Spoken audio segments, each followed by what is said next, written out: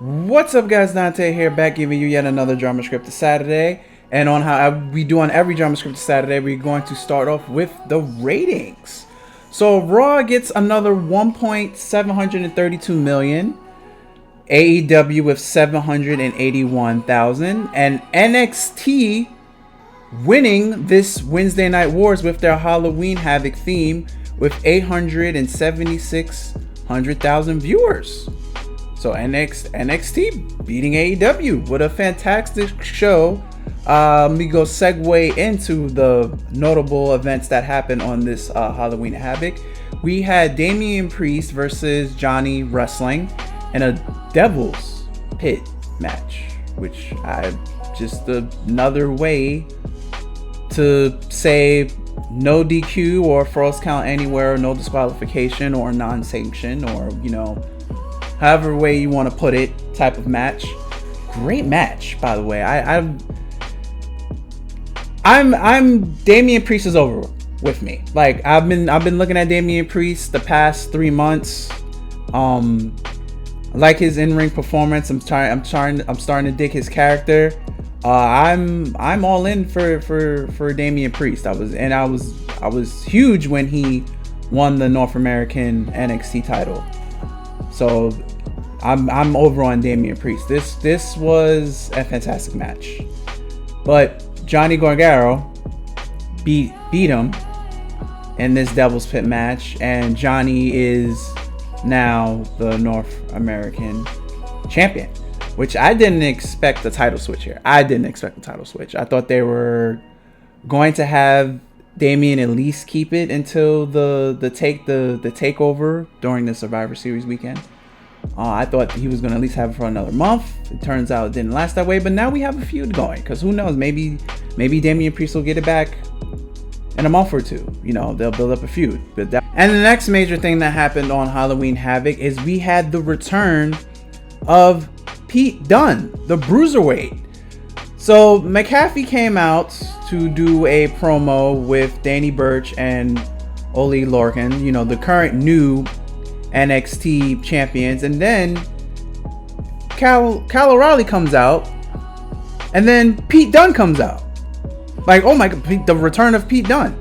And then Pete Dunne hands him a chair, because Pete comes with 2 chairs, and then when they get in the ring, Pete turns on Kyle and hits him in the back with the steel chair.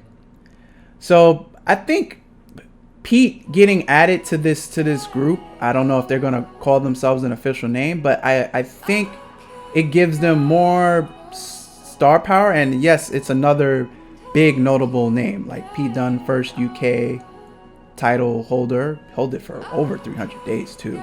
So yeah, it gives them just more star power. I'm looking forward to seeing what they're going to do next with it. Candice LeRae and the tables, ladders, and chairs match, which that was the main event of Halloween Havoc. Overall, it was a solid show. I enjoyed it. It was definitely, ratings aside, even if AEW would have won this week in ratings aside, in my opinion, it was the better show. It was the better show, because I'm going to go into AEW's Dynamite. Wardlow versus Hangman Page was good. Wardlow is going, coin the phrase, the next big thing, but he is going to be the next big thing in AEW once all those seeds are planted and they're done with this slow but steady MJF taking over the Inner Circle push, which that seems to be the way that they're going. And they've already been planting like little seeds here and there, like Wardlow one day will turn on MJF. They're doing this slowly, like when MJF said, oh, he doesn't care if Wardlow wins the tournament and wins the title, because if Wardlow wins the champion, then that means I have the title rights to champion, because Wardlow's contract is with me, not with AEW. And then you saw how Wardlow gave him a face and kind of like, brushed it off. Then, the AEW's really, in my opinion, dragging out this MJF and Inner Circle thing. I'm going to call a spade as a fade, as much as I am an AEW fan. They're really dragging it. The steak dinner didn't do anything for me. it was just a musical. It was just a comedy musical. Like, they didn't go anywhere. It was then only thing they did was promote the town hall meeting, which happened, which that really didn't go anywhere either. So it's like they're like, you talking about like filler. That's filler. Like that's filler. Like, as much as I enjoy MJF and as much as I enjoy Chris Jericho, but I'm keeping it a buck. They stretching this. Like, now it's gonna be Sammy and Santana versus MJF and Wardlow on this. I'm coming up in Dynamite. For what? When if MJF beats Jericho, he's in the inner circle. Like, why? Like, you gotta. I know there's a lot of hardcore AEW marks. Like, there's a lot of them. Like, and it's like they're like really there's like some of them are like really like bad TNA fans. Like, AEW has done wrong. Like, perfect example. There's little to no women's division. Like, due to injuries, and even before the injuries, and even before the pandemic, the women's division really had no direction. It still has no direction. They're bringing in NWA female wrestlers, for crying out loud, to help carry the workload for the champion and AEW. Like, that's how bad the women's division in AEW is. I'm just keeping it a buck. I'm a fan of the show. You hear me do the show every week. I'm much of the things that they do right. I'm giving you some of the stuff that cannot be ignored, that they definitely do wrong. The women's division is still in shambles. But moving on, so we got, with Adam Page beating Wardlow, it took 2 buckshot clotheslines to put away Wardlow. Wardlow's in the finals, and then Kenny Omega beat Penta at the end of the show. So now we're going to get Kenny Omega versus Hangman Adam Page, Full Gear. Winner gets a title shot at the AEW World Heavyweight title. This is going to be a fucking fantastic match, because obviously they personally know one another. They've been close friends for the past 4.5 years with the Bullet Club, the Elite Bullet Club, and everything they've done in ROH and New Japan Wrestling and Guerrilla Pro Wrestling. So it's going to be the chemistry they're going to have in that match is going to be over the top. That match at Full Gear is going to be brilliant. I can't wait to see it. Other notable things, Cody yet again, by the skin of his teeth, walks out with that TNT title. And number 4 from the Dark Order got involved, but to keep a spade, Chuck got involved too. So it was like back and forth of people getting involved. But the number 4, that's what cost Orange Cassidy for him to win the TNT title. And now it's going to be Darby Allin, my man Darby, another AEW original, for against Cody for that TNT championship. I'm rooting for Darby hard. Like, I really want Darby to walk out of Full Gear with that title. But it builds on the feud with best friends in the Dark Order feud.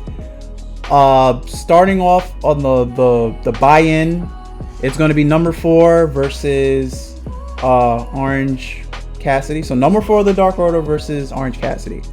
That's the buy-in. So their version of the pre-show. So that's going to start off. Can't wait to see that. Hopefully, Orange Cassidy gets his revenge on number 4 for him costing the title.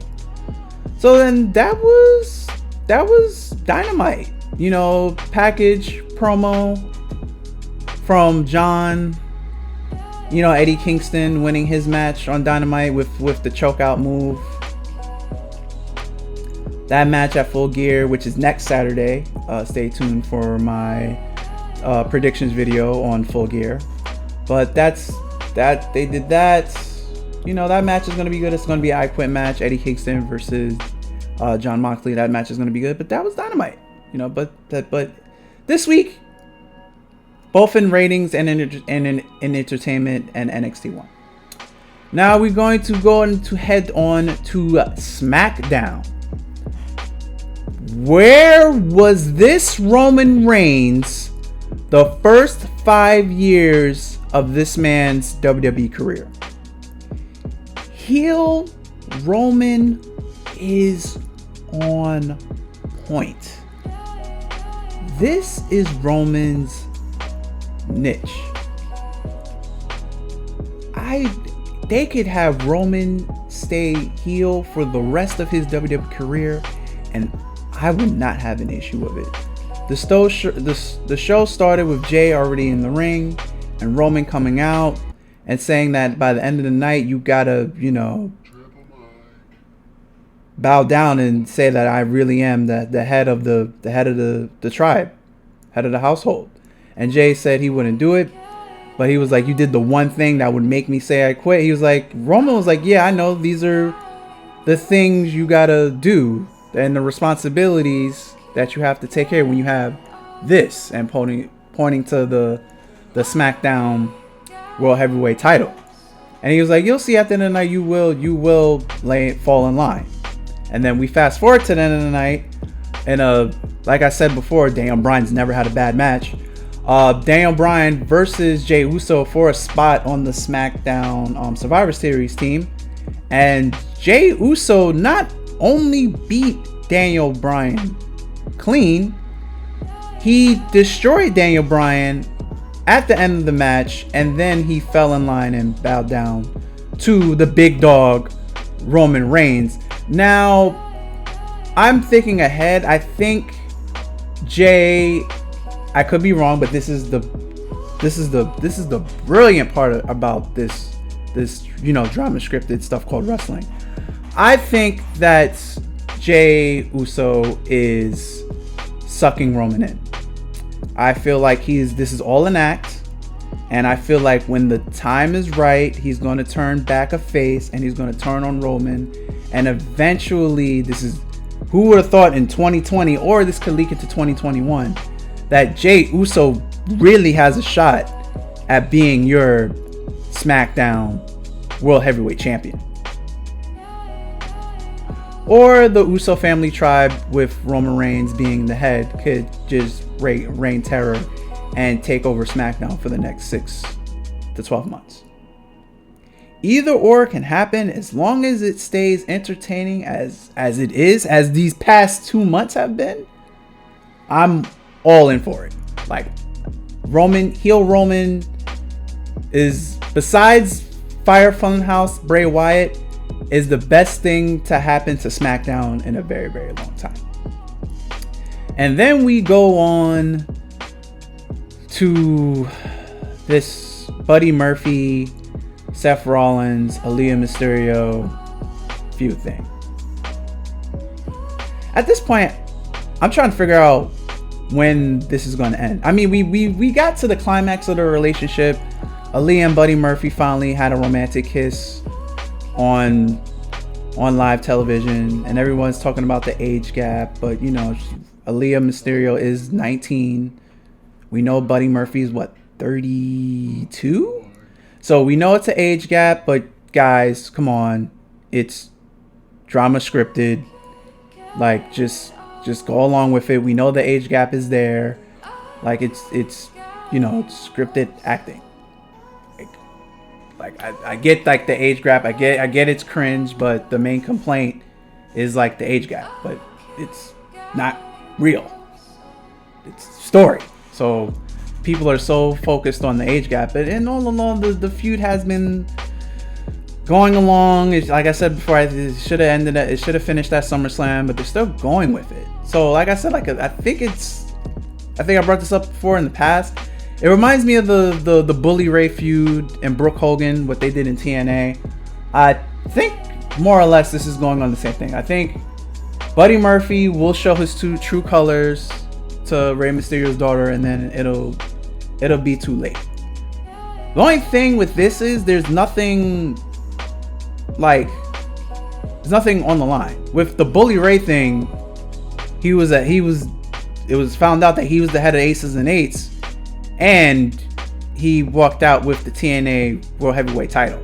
So he walked out with the flagship title, and he was with the #1 heel faction at the time. With this, okay,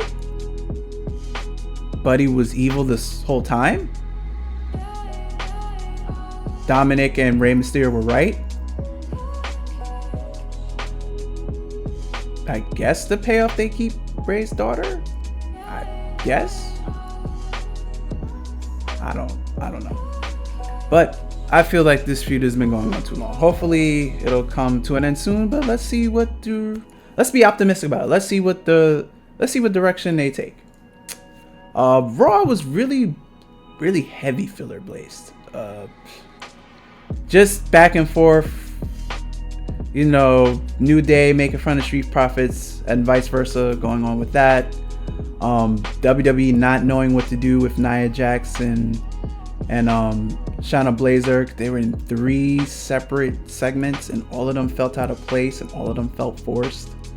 So, and then them giving The Miz the Money in the Bank contract just for him to be a sacrificial lamb to Drew McIntyre, because Drew McIntyre just beat the bricks off of The Miz. It was like if Miz was just like some no-name jobber. No, that's your briefcase holder, which 9 times out of 10 indirectly is your next champion. So I don't know. But as when it comes to Survivor Series, they're doing champions versus champions, which fits the Clash of Champions theme better than it does the Survivor Series theme. But yeah, but they're doing champions versus champions. So obviously Roman versus Randy, Asuka versus, as of now, Sasha, Street Profits versus New Day, and for Team Smackdown so far it's KO and Jey Uso, and on the Raw team so far it's Keith Lee, AJ Styles, and Sheamus. So yeah, but that's gonna wrap this up on this week's Dramascripted Saturday. There's a Dramascripted Saturday every Saturday. If you like what you have witnessed, please remember to rate, comment, and subscribe. And until next Saturday, everyone, I'm Dante. I'm out of here. Be safe, everyone. Later, and peace.